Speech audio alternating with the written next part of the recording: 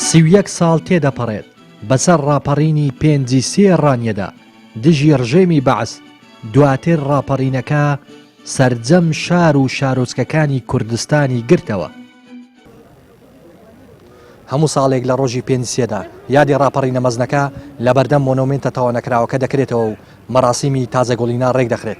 بەشێک لە کەسوکاری شەهیدانیش وەکو ناڕەزایەتیەک وێنێ کەسوکارەکانیان لەسەر تابلۆی شەهیدان دەسڕنەوە و پێیان وایە ئامانجەکانی ڕاپەڕین نەهاتوونە دەری.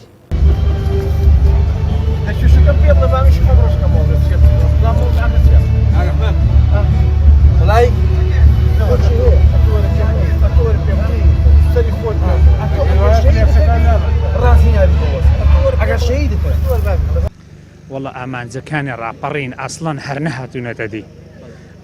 کام ئامانج ئەو ئامانجەی فەرم و خزمەت ئامانجی ڕاپەڕین ئەوەیە کە خزمەتی هاوڵاتیان یاریمی کوردستان بەگشتی بکرێ، بەڵام بەداخەوە فەرمەوە ئامانجەکەیەتی نەوتی 90,000 تەوزیع نەکرا. ئەو ئامانجی ڕاپەڕینە بەنزین نییە، ئەو ئامانجی ڕاپەڕینە غاز نییە، ئەو ئامانجی ڕاپەڕینە مەحاشی ئەو شەهیدانەی کە لە پێنجی سێدا هەتا شەڕی ناوخۆ و شەڕی داعش و هەموو شەهیدانی کوردستانی بەبێ جیاوازی ئێستا تەوزیع ناکرا.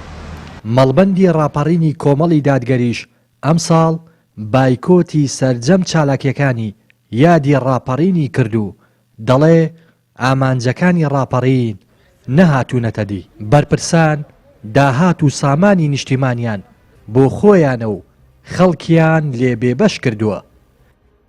لە سۆنگەی ئێوە کە هەڵقڵاوی ناوجەماوەرین، هەڵقڵاوی ناو ئەم خەڵک و گەل و نیشتیمانین کە دەبینین خەڵکی شارەکەمان بێنازە، خەڵکی شارەکەمان بێبەش کراوە لە هەموو ئەو پرۆژانەی کە لە شوێنەکانی کە دەکرێن لێرە لێ بێبەش کراوە، یانەوە تا پرۆژەیان کردو، بەڵام چەندین پرۆژە ئەگەر سەرژمێریان کەین بە سەقەتی ماوەتەوە. ئێستا شاری ڕانیەی دەواازەی ڕاپەڕین لە دەواازەی ڕاپەڕین و لە پایتەختی ئازادیەوە بۆتە گۆڕستانی پرۆژە سەقەتەکانی حکوومەتی هەرێمی کوردستان.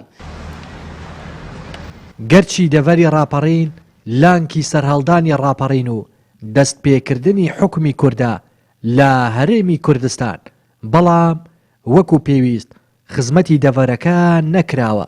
کە سوکاری شەهیدانی ڕاپەڕین دەڵێن حکوومەت و بەرپرسان خەمساردن لە ئاستی دەڤەرەکە و کە سوکاری شەهیدان کەمتەرخەم بوون. لا دەواازەی ڕاپەڕینەوە ڕێناس ئەرسەلان، کەناڵی پەیام.